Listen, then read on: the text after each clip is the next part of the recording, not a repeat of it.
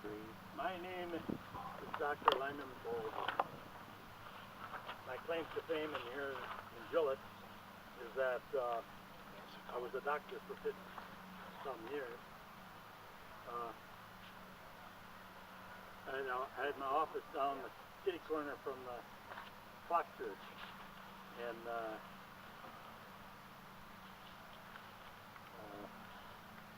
well, anyway, this is my story. I was born in 1866 in Chicago, Illinois. My father was W.H. Baldwin. He had the distinction of being the first graduate of Lawrence University, first class. He had Lawrence University in Africa. Lawrence was established in 1847. So if he had 4 years in there, he would have graduated in the early 50s. I spent most of my youth in Chicago. In 1886, I was 20 years old. I married the love of my life, Isabel. Isabel was 16 at the time when I married her. Isabel was 5 years my junior. In 1871 was the Great Chicago Fire, and in October, and Isabel's family all perished in that fire. She was the only survivor. So I was working at the time as draftsman for Western Electric in Chicago, and I had my goal set on being a doctor. So I was taking classes to being a doctor. I enrolled at Bennett University in Chicago. Bennett today is Loyola University. I graduated at the top of my class, and I was awarded an internship at Cook County Medical Hospital. And in those days, that was quite a privilege to be an intern. Today, everybody has to take an internship, but in those days, it was a privilege. And it worked out good for me. I learned a lot down there. In 1890, I started my practice in Chicago. And I also started my family in Chicago. Isabel and I had 3 boys. Lyman was born in 91.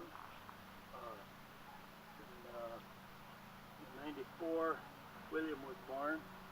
In 96, Charles. We called him Chick. He was born at the turn of the century, 1900. If some of you guys want to sit down on a stone or something, whatever, make yourself at home.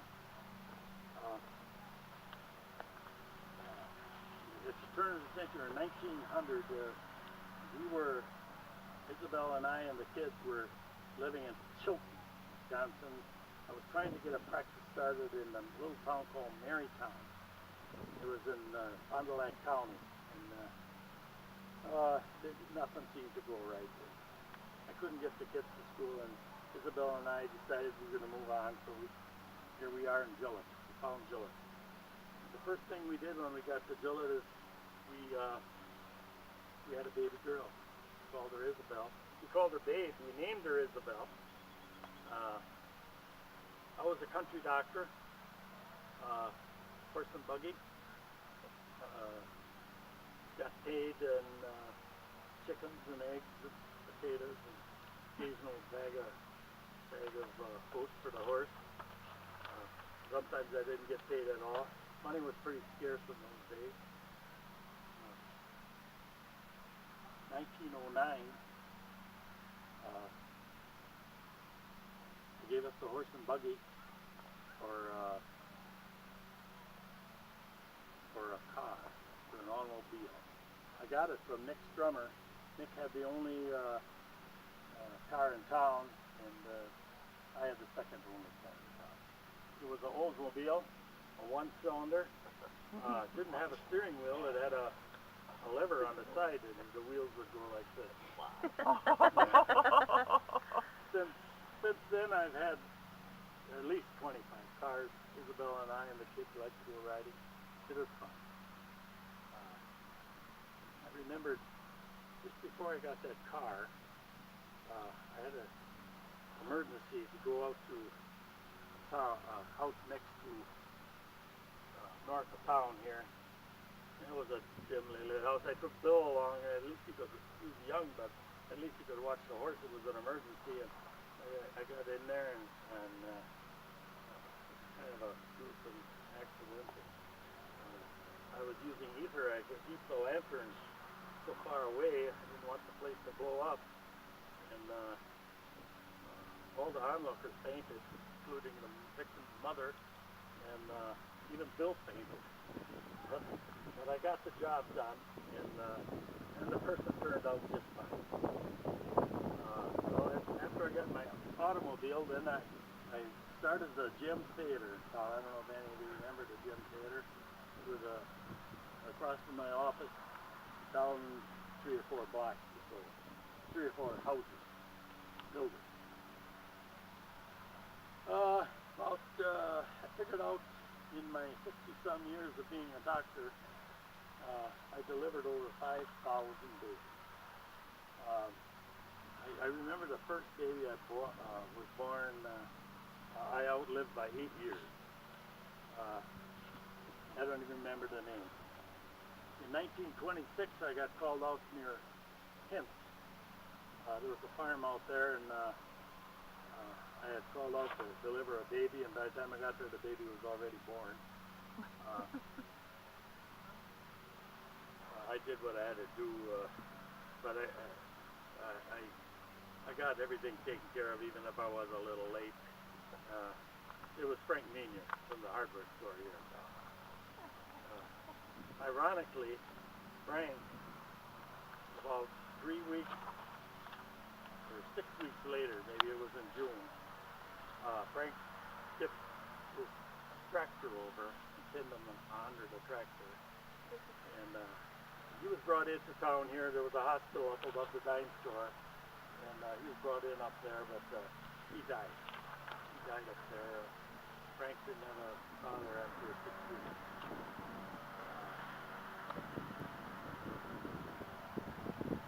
We were talking babies. The Eschners were helpful in babies. Benny knew where all the people lived in this area, and many times if I had a delivery to make, he would either take me or I would go with him. And pretty soon Anna would come along, and she would watch the kids in the family. She'd watch the kids, and then after a while, she started helping me with the delivery, and they had a couple younger girls that would watch the children. Pretty soon Anna got so good at it that people started going to her house and not my house. But she'd always call me, but there was a few kids that was born on her kitchen table. Because people, I guess, just trusted the ladies. But they were good friends. Maybe that's why we're right together.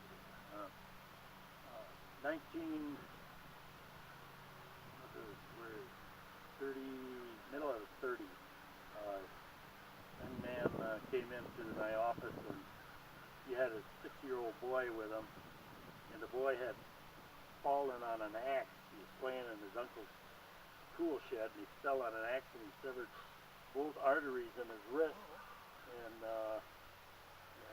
it wasn't good to look at. Anyway, he was holding him, and I got a tourniquet around him and got him to the hospital in the fall. By that time, the hospital in Gillett had closed. So, we got him stitched up, and the next day he went home.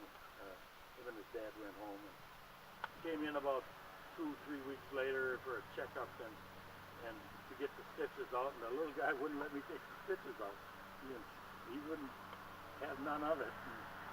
And it wasn't that important anyway. He could have waited a week or so, but he said, I told him, I said, you don't get them stitches out, your arm's going to rot and fall off. But he still wouldn't let me. So anyway, his dad told me a couple weeks later that him and the boy had picked those stitches out. But anyway, the boy always accredited me for saving his life. and that was pretty great.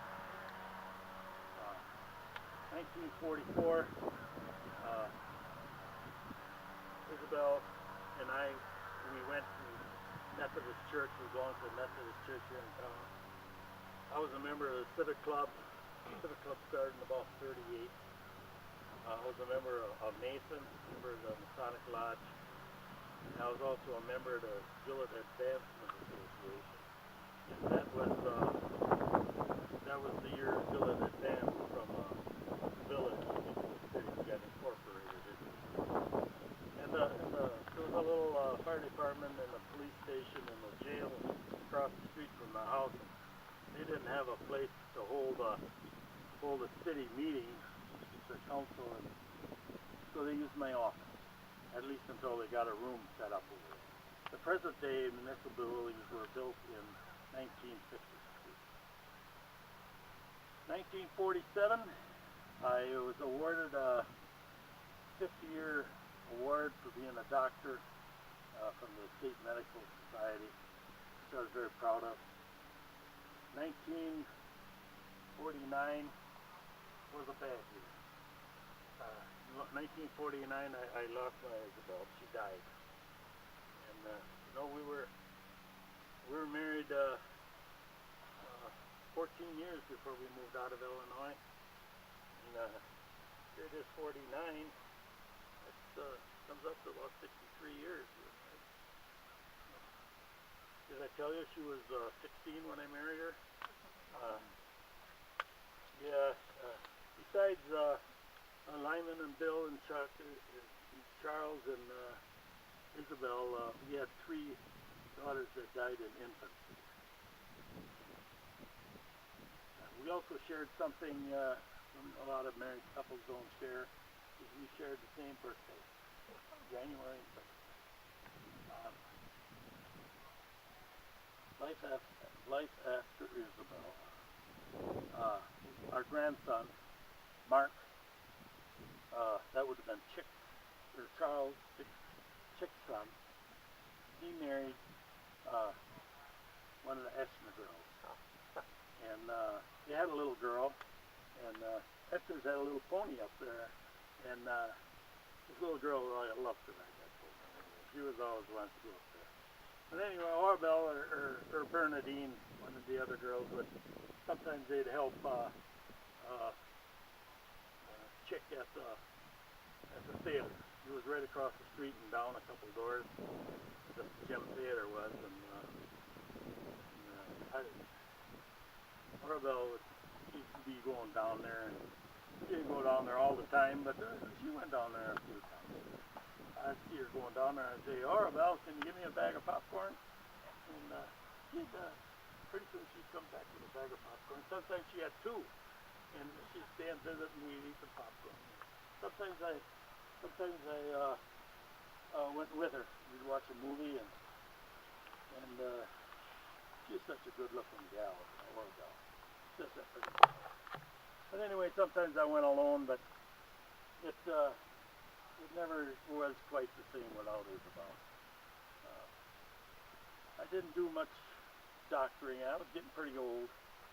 I did a little, but after that, I wound up in a convalescent home up in Dykesville. That's north of Green Bay, out on the peninsula.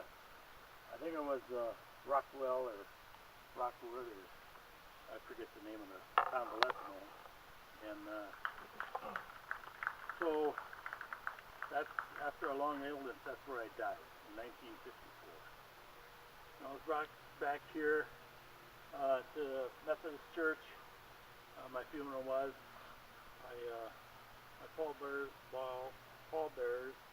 were Emery Ansard, Gus Hanstead, Kenny Smith, a couple of Heralds, Harold Coldrup, Harold Reed, and there might have been a couple more in there.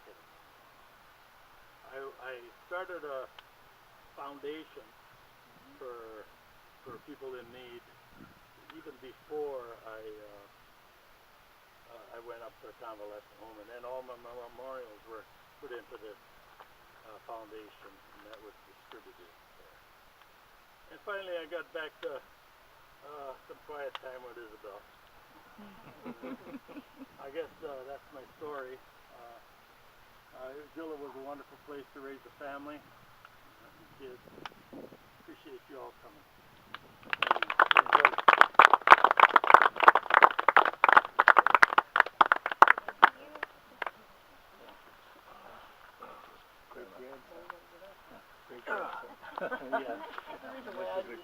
Great-great-granddaughter. Are you really? Grandparents, great-grandparents, great-great. Okay. All right. Well, nice to meet you. Yeah. And who are you in real life? Dr. Ball. Oh, okay. All right. Nice to No, I used to have a flower shop here in town. Oh, okay. All right. Okay. I still live here. I live at my dad's retirement place up in River. Okay. I live right over there. All right. Super. So what happened to the hospital in Gillett? There was a hospital here once? And Oh yeah, right above the dime store. Yeah, right above the dime store. Actually, I went there as a kid. My aunt lived up there, and she lived right in the operating room. There's this big thing in the ceiling where you could see where the lights were. Wow. You know, so it was right above the dime store over by the library where it is today. Okay. So what happened? Did they close? I don't think so. Yeah, first of all, it was Not really a hospital. well, it was a hospital, but the thing, there was 40 steps to get to the top. Oh my Lord! Yeah. You know, I mean, it was. I knew some people that lived there, and it was a long ways up there. Oh sure. Sure. Yeah, I'd just like to get a couple pictures if we could.